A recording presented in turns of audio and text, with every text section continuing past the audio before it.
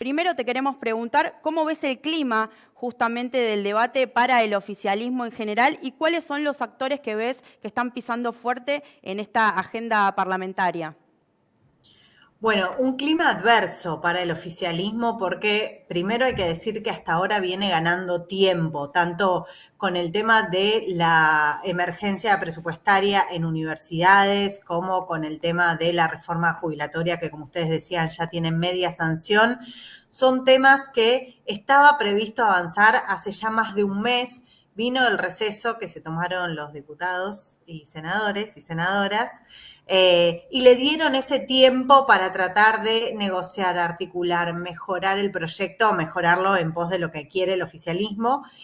Sin embargo, no lo consiguieron. La semana pasada, la sesión que había convocado La Libertad Avanza se terminó cayendo,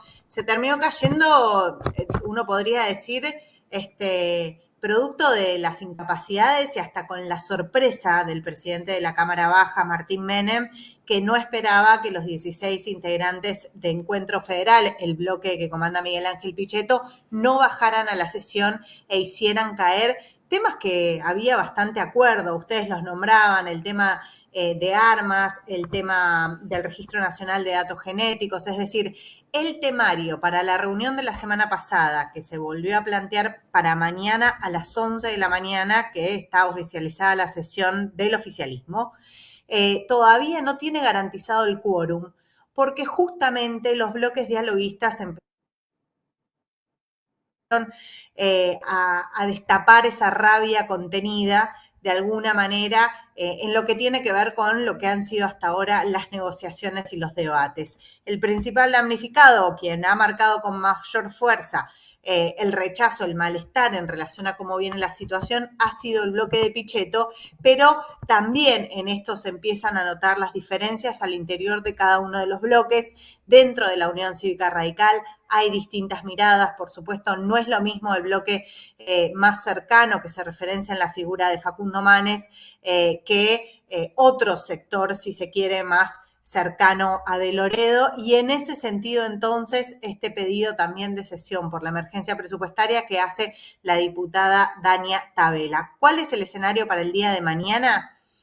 Bueno, todavía es muy, pero muy incierto, Lu, porque a las 9:30 de la mañana está convocada labor parlamentaria, un horario que a Pichetto no le gusta porque está de mal humor por la mañana, y en general ha pasado que cuando hay labor parlamentaria a la mañana y no se llega rápidamente a acuerdo, se caen las sesiones.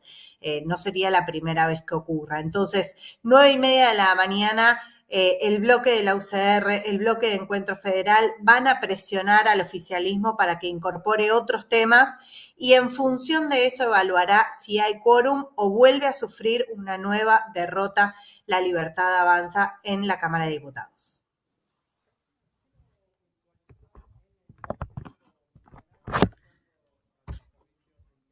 Los dejé de escuchar.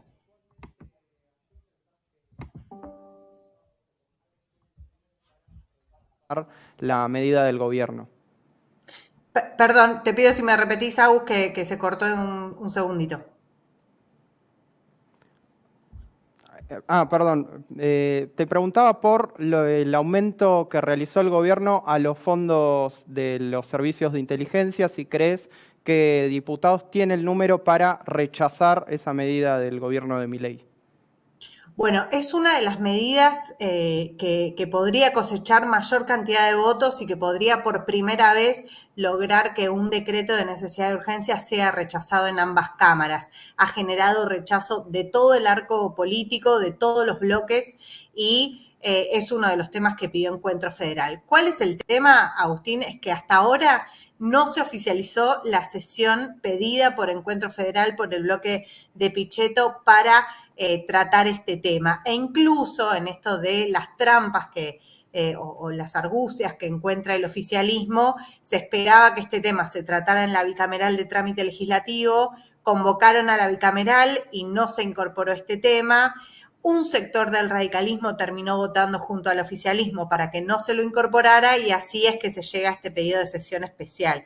Está trabajando a contrarreloj el gobierno nacional, el oficialismo, para tratar de desactivar esto. Lo cierto es que en el caso de los fondos de la CIDE es donde la tienen más difícil. Pensemos que se conoció en el día de hoy 1 millón de niños y niñas que no tienen una comida diaria, producto del escenario de hambre y de pobreza que vive Argentina.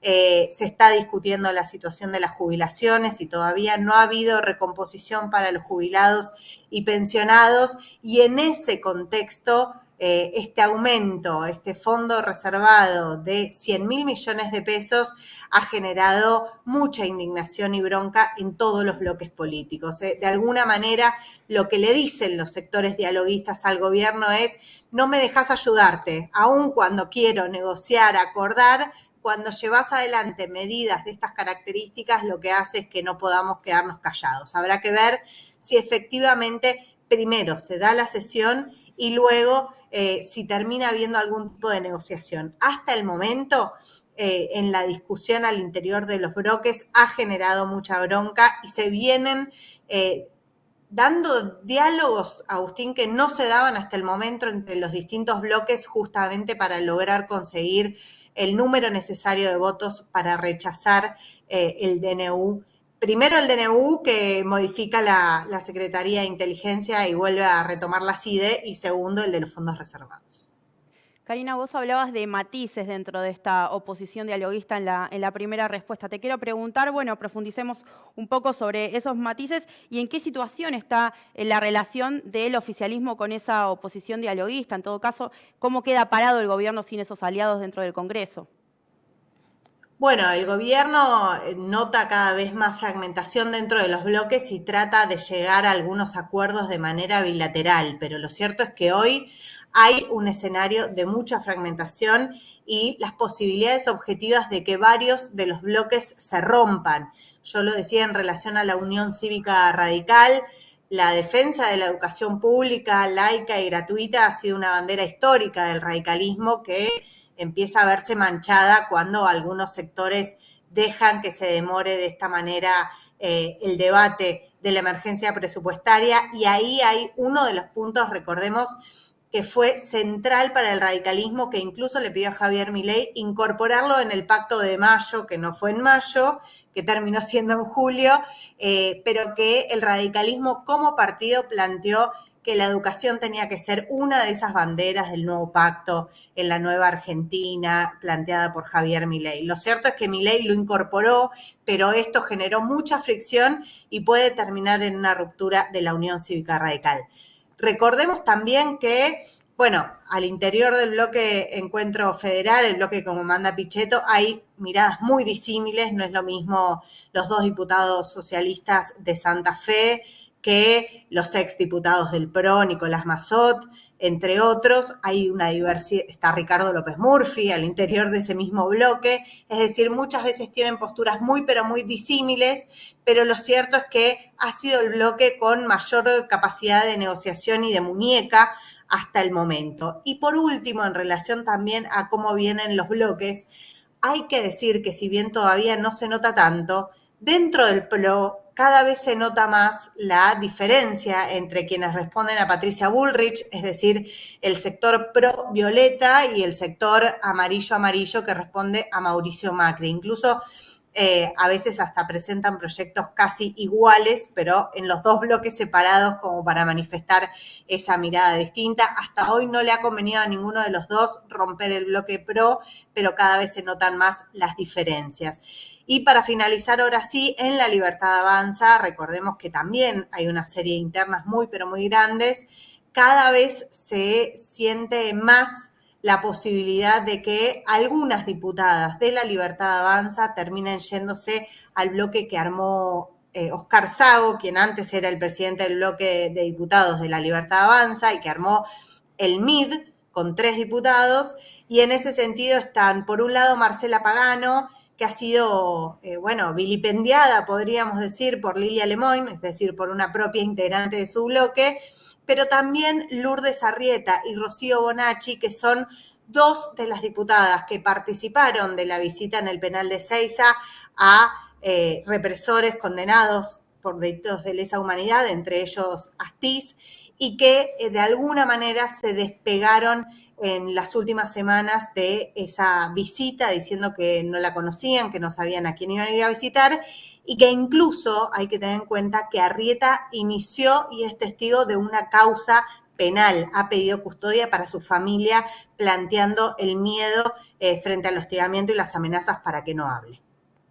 Karina, quiero pasar al plano de los tratamientos sobre educación en el Congreso. En particular me refiero al proyecto de Martín Menem para declarar a la educación como servicio esencial.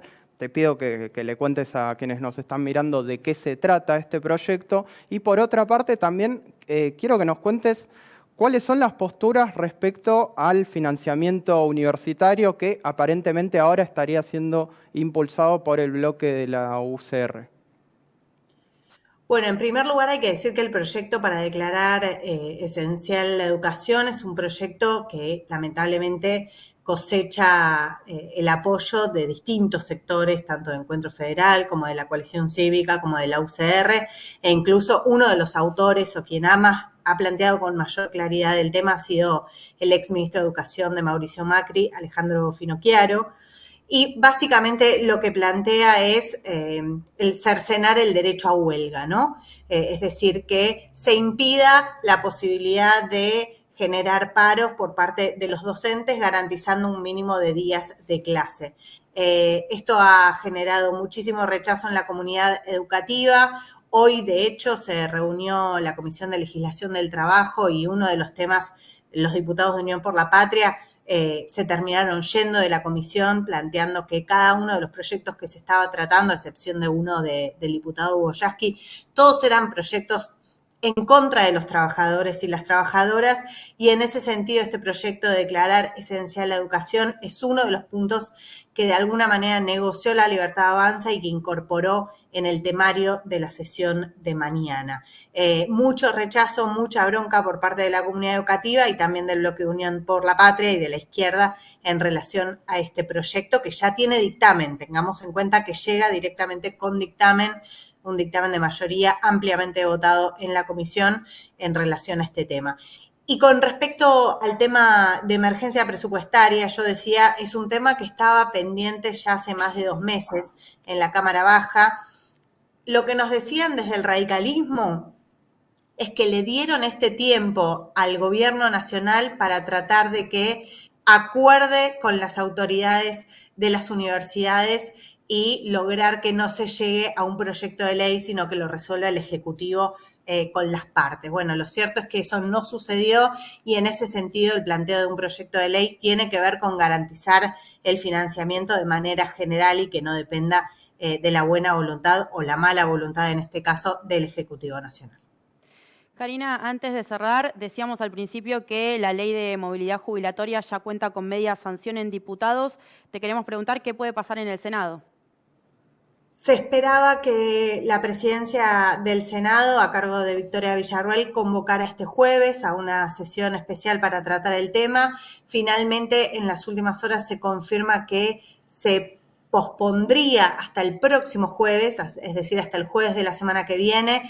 Es uno de los proyectos en donde el gobierno está tratando de ganar tiempo. Hubo varias reuniones del Ejecutivo, de funcionarios del Ejecutivo, con los presidentes de los bloques de senadores dialoguistas, tratando de modificar o de llegar a algún acuerdo para generar modificaciones en el proyecto. Recordemos que el proyecto, que ya cuenta con media sanción de diputados, plantea no solo una recomposición del 8,1% en relación a la pérdida del poder adquisitivo que han tenido los jubilados y pensionados a lo largo de estos meses, sino que además incorpora varias iniciativas que hacen que no pierdan a lo largo de los años. Es decir, todos los años en marzo se hace una recomposición a través del RIPTE, la variación salarial, se tiene en cuenta determinados conceptos que es lo que quiere eliminar el oficialismo. Y el otro punto que rechaza la Libertad Avanza tiene que ver con el pago a las cajas previsionales de cada una de las provincias.